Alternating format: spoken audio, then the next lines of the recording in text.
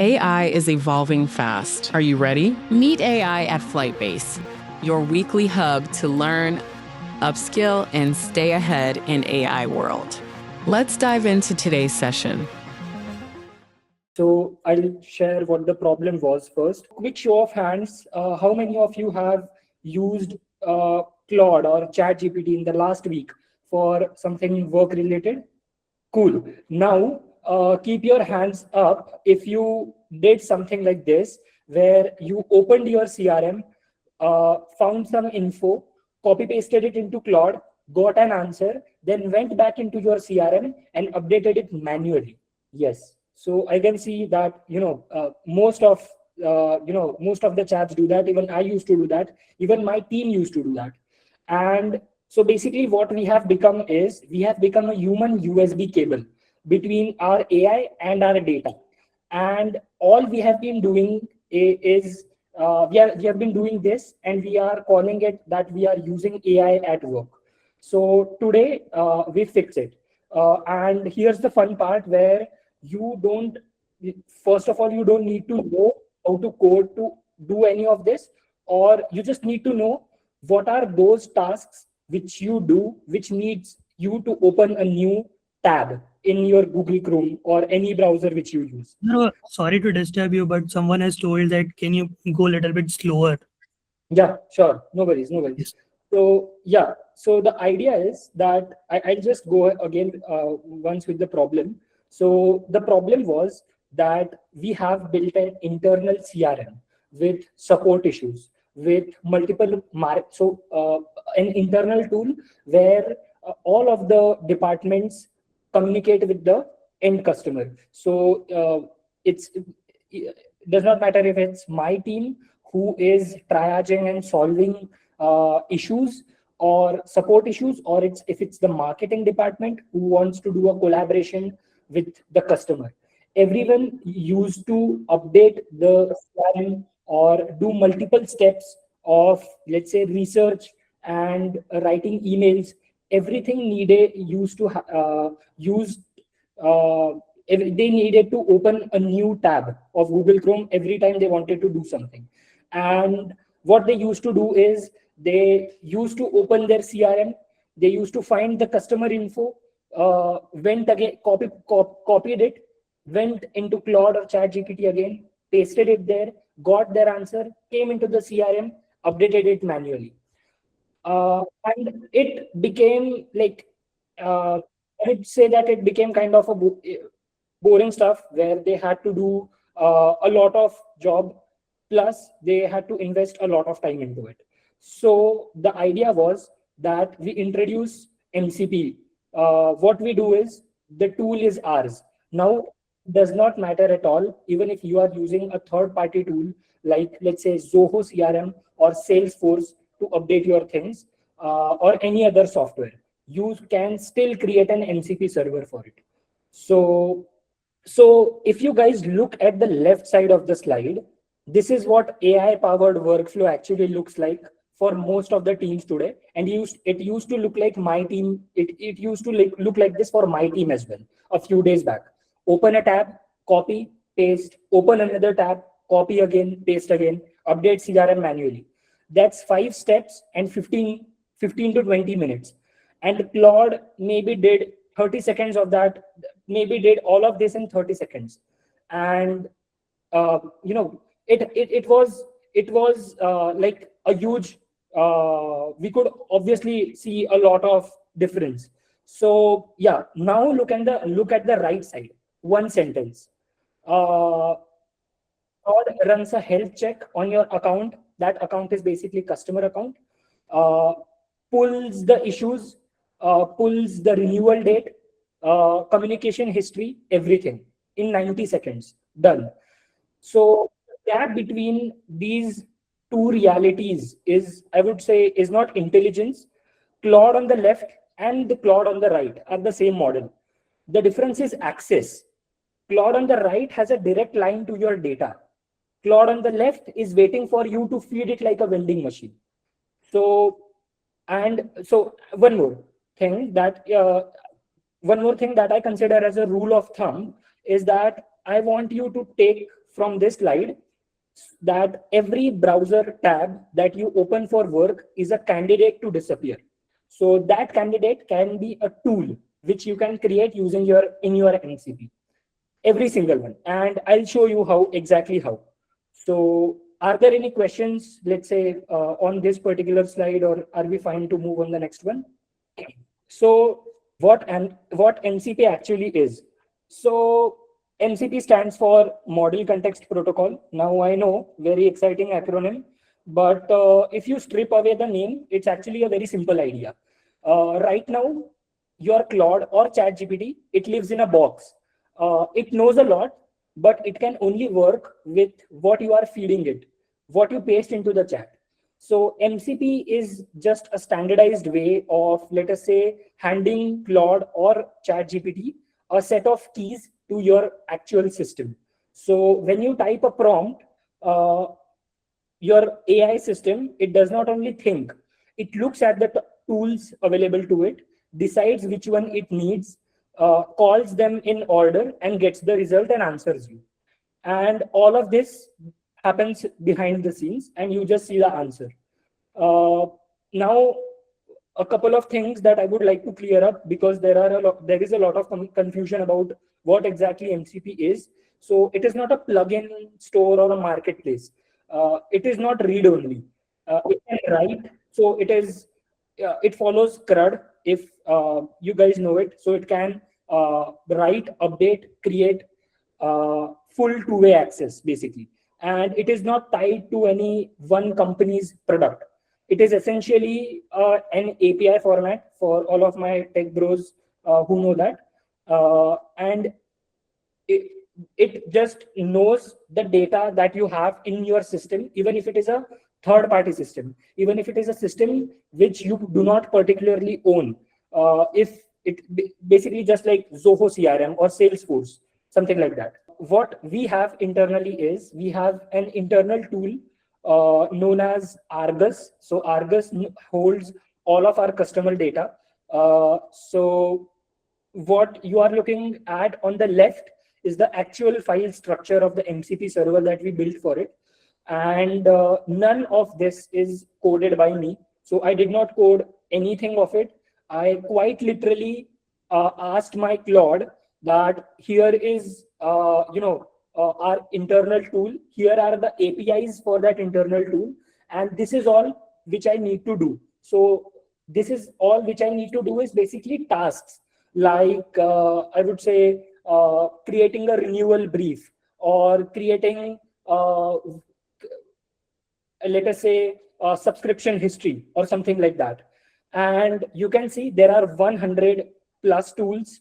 So and it covers accounts, issues, tasks, renewals, contacts, projects, meetings, your let us say,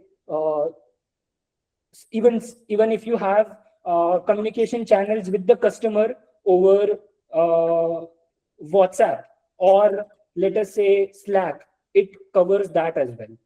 So yeah, moving forward, what basically happens is the only thing you write, now here you can see I did not code any of it. I only gave it a clear description of what I have, what my system holds, and what do I want. So let us say, so example one, if I ask that, let us assume, for example, that I'm going on a customer call and weekly syncs up, and all I will do is that I will ask Claude to run a health check on XYZ. You can pull open issues, renewal date, what was the last communication, and what's the Kundli, and give me a 5-bullet brief. So now what happens is, if you just see here, what Claude will do, traditional Claude, it will do is, it will do all of these things one by one. You will have to, even if you prompt it all together, the data that you will get will be, very saturated, since you are asking it to do a lot of actions all together. But this is where the beauty of MCP comes in, where it does not act on the basis of the prompt, but it breaks your prompt into multiple tools. So the first tool is get account. So first what Claude will do is it will use the MCP to get the account first. Then it will, then I had asked it to, get pull open issues. Then it will use a new tool, get account issues. Then I asked it for a renewal date. Then it will, so it will basically use multiple tools and, find all of your data without any hallucination. Plus there will be no, I would say bad data or saturated data and at your hands, because Claude is now directly connected to your system. Not only this, but for support teams, we extensively use Argus MCP. Argus is what we have named it internally. So we extensively use MCP for our support triage plus issue tasks, where we, this is like a real life example where we ask it to find at-risk accounts with no Slack or email in 14 days, create a follow-up task for each, and you can even assign those tasks to multiple account, to that particular account owner. So it will break that stuff into multiple tool calls, so that whatever action it is doing, it is not hallucinating in that action. And on top of that, even if it does not have that data, it will not return you some stuff that does not exist in the very first place. If it is not able to find that account in the very first step, it will ask you that, okay, we cannot do this since I am not able to find any account in your system named as XYZ. And this is something which happens throughout the tool call. So even after all tool calls are run, and in the last tool call, if it does not get that data, it will honestly, without hallucinating, it will share it with you that everything ran, everything is fine, but the last thing, that is something which I cannot run because I did not get the data for it. And this is one of the things which makes using MCP far way more advantageous than using your traditional Claude or ChatGPT. Yeah, and so this is what I call chaining tools, where one tool is obviously very much useful, but Claude, what it does, it just does not call one tool. It automatically figures out what it needs to answer you, what call or what tool call does it need to make to get you that answer.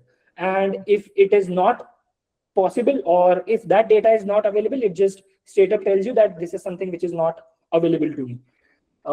And yeah, and plus one more thing, that you wrote zero orchestration code. So there is no if else, there is no if this then that.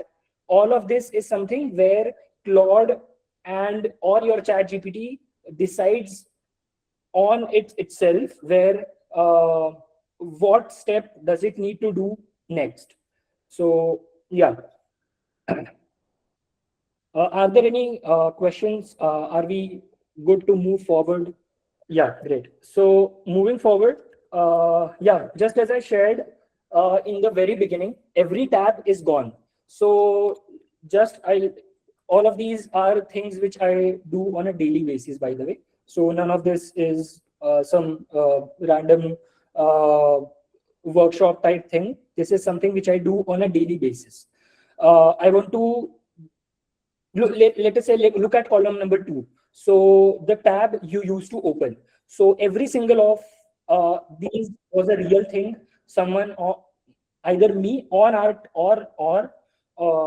team, was doing. Open the CRM, open renewal tracker, open the ticket tool, copy paste, tab back, update, copy paste, update.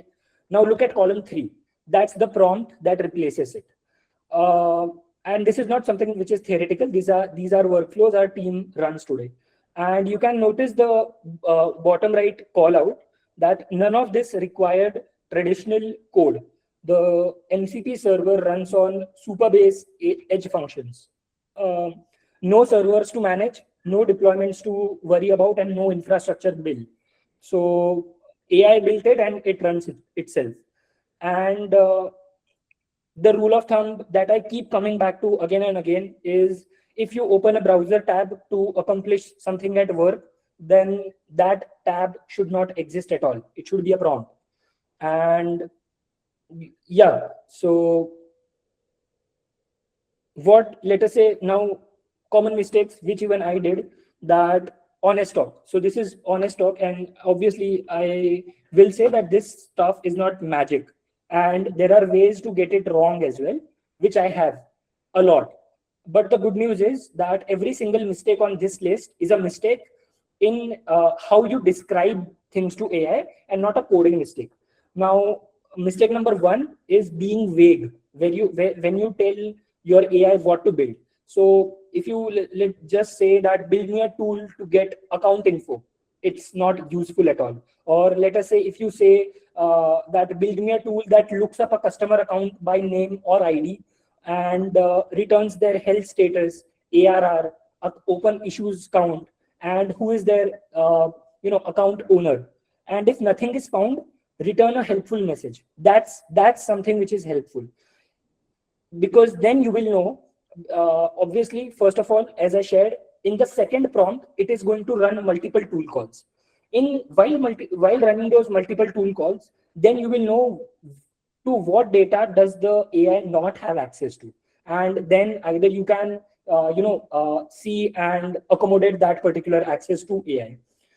Mistake number two is not telling AI to secure the server. This one matters very much, because your MCP server is going to have your full database access.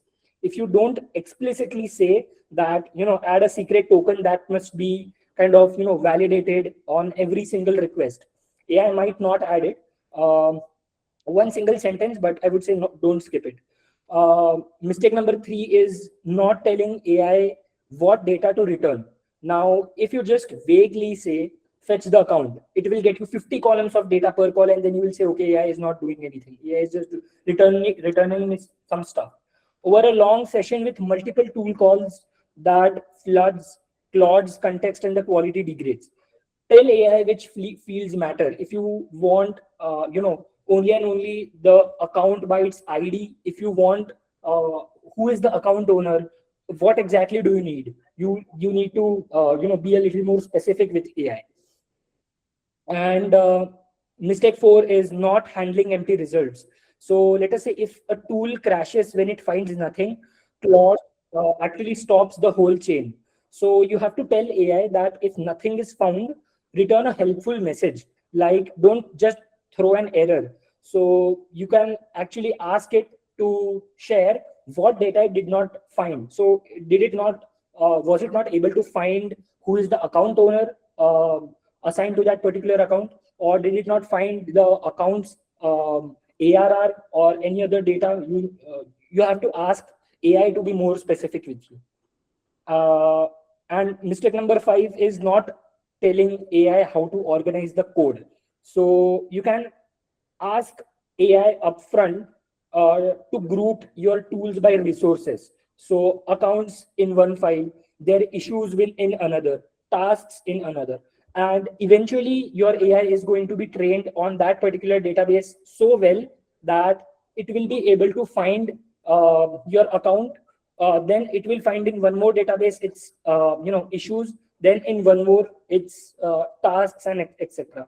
Without that particular instruction, it puts everything in one place, and the whole thing becomes impossible to maintain as you add more and more tools. And since this was kind of a mistake which I did as well, but as soon as I crossed 20 tools, then it was something which got super hard to manage. Yeah. And yeah, so what you can do is, this is great, but you built, okay, Athar, this is crazy, but you built this for a system where you had the code. This is something which you have built on your internal system. What about tools I don't own? What about Salesforce? What about Jira? Valid, really good question. And here's the answer, that you don't need the code. you need the documentation. And while I'm saying you need the documentation, your AI needs to read the documentation. Every serious software product has a public API documentation. Let us say, you can Salesforce, HubSpot, Jira, Notion, Linear, Slack, Google Sheets, all of them. If you take that documentation, don't do anything, paste it to AI, describe the 5 things your team and you do in that tool every single day. And what you can do is then you can ask it to build MCP tools for it. Same output, no access to their code base is required at all. And yeah, so the only genuinely hard case is a legacy system with no API at all, something that only has a UI. So that's like a real constraint where, but honestly, that's also a shrinking category. Almost, I would say everything modern has an API. And if it does not, that's a conversation about whether you should still be using it. So yeah, and I would say 3 things. That's all I would ask you to remember is, one, that you don't write the code, AI does. Your job is to describe your systems clearly. What data exists, what actions matter, what should happen when something goes wrong. Because what happens is, the clearer your description is, the more powerful your output will be. And again, holy grail, every tab is a candidate. So go back to your work tomorrow, and every time you open a new browser tab to accomplish something, write it down. And that list is going to be your MCP roadmap. So every item on it is a tool that is essentially waiting to be built. And I would say third pointer is, you can be a little more specific with AI and expect the same thing back with it. Because the quality of what your AI builds is a direct reflection of what data you have given to it, or what data you have described to it. So it's GIGO, garbage in, garbage out, and also vague in, vague out. So you can treat your instructions to AI the same way you would treat a brief to a really talented engineer. You'll give all of the context you have. You'll give all of the API documentation which you have. And then just expect that the really talented engineer builds it. That's exactly what you have to do with AI here as well. I would say that the starting point for all of this is a conversation with your AI tool. Not with a developer, not with IT, but with AI. Describe your systems, describe your team's daily workflows, describe the tabs they open, describe the burning issues your team has. Like support and triaging support tasks was something which was a burning issue for us. And this was something which we solved with MCP.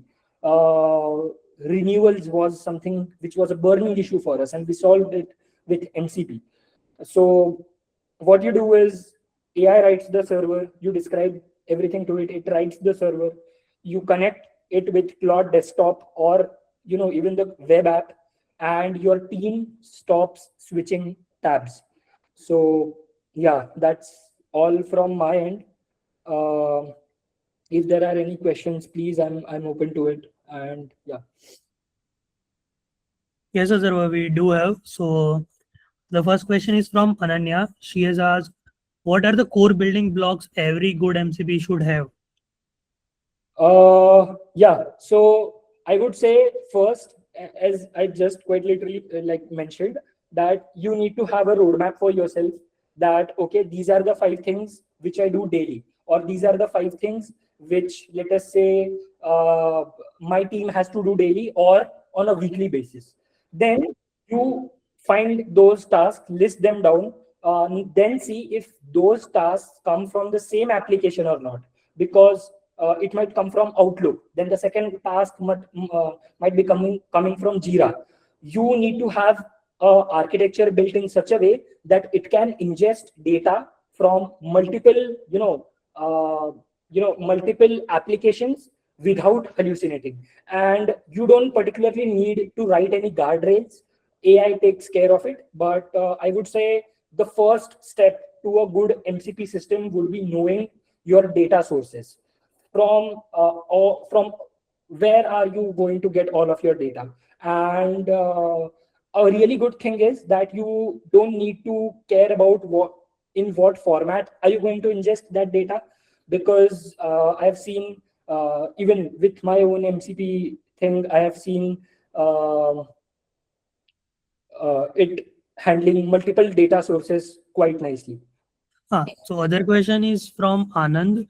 Uh, he has asked, what is the equivalent for Google ecosystem except Notebook LLM? I mean, Yeah. So on that particular thing, I have right now, I am using Google APIs, and I don't know if you have tried, but I have also tried Google Agent Space.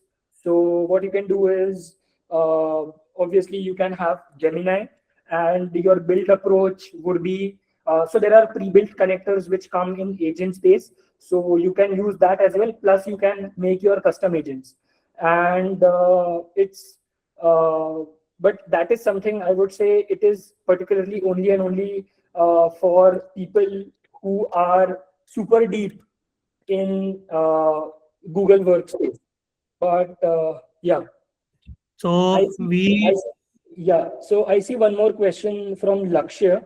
So yeah, Lakshya. So what you can do is you can what people do is, even what I did initially was that I saw my team struggling with 5 issues, and then I built workflows only and only for for those 5 issues. And then 1 week later, my manager asked me that, Athar, can your MCP do this? And I was like, no, it cannot. So what you can do is I'll tell you why. Because I built my MCP in the very first place, I built it around tasks. And this is something which I shared in my PPT as well, that this is something which you have to do when you are just starting out.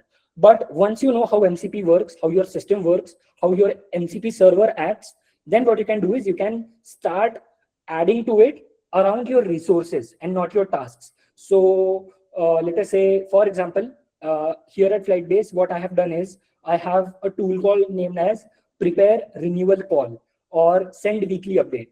No, I quit that. What I instead built around was accounts, issues, tasks, contacts, etc. So I also asked Claude itself to give me a list of tools that would be very that first of all would be very useful. And then I also asked Claude to do some permutation combination with the questions, and then asked it to get me some tools which do not exist. So that way it gave me a list of tools, and then I implemented them as well. So yeah. okay.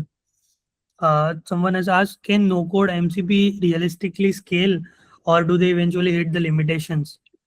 So yeah, I mean they do scale. Actually, they scale further than most teams will ever need. So if you are making a no-code MCP, and if you are scaling it, your team will most probably not use 30% or 40% of the tools that are already there. I'll tell you where it holds up completely. The first one is you can add multiple tools as your workflow grows. You can obviously connect additional data sources and everything. I will also tell you where you actually hit the ceiling. So where you actually hit the ceiling is real-time data. So if you need, let us say, sub-second live something, then you'll hit the ceiling. Let's say one good example is stock prices. That's where you'll hit the ceiling.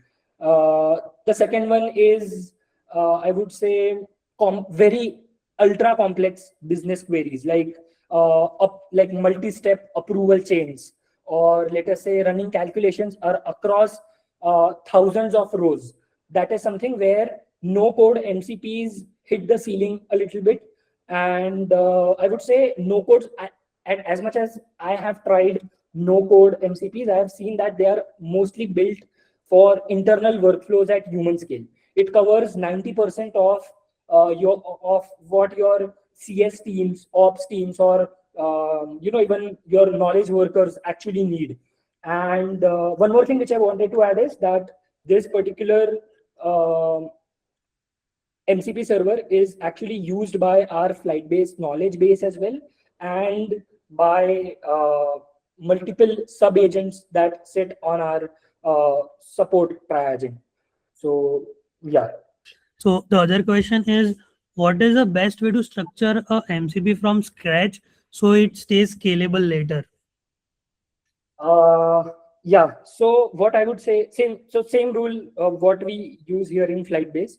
One file per resource. This is something which will get a little techy, but yeah, so one file per resource and not per action. So what happens is, tools, under tools you will have multiple TypeScript files.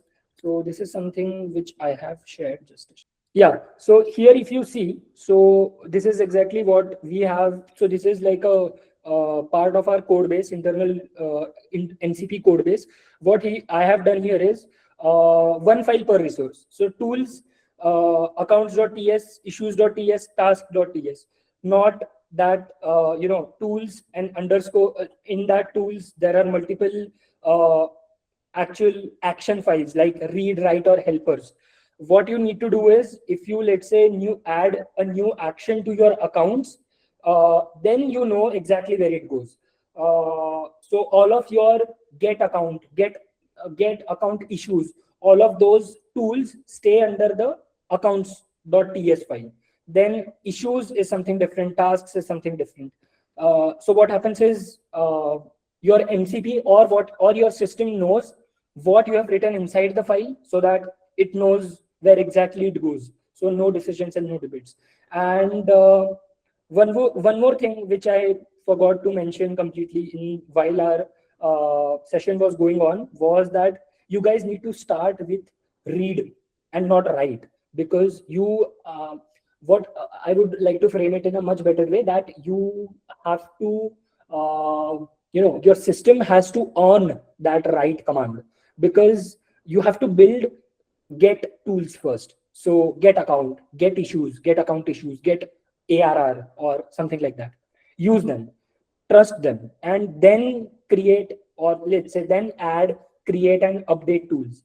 Never add a write tool for something you haven't already read correctly, because it will, even if it does not break, eventually it will, or it will just it may lead to unnecessary problems. So also, if your read is if your read is wrong, then your write will be confidently wrong.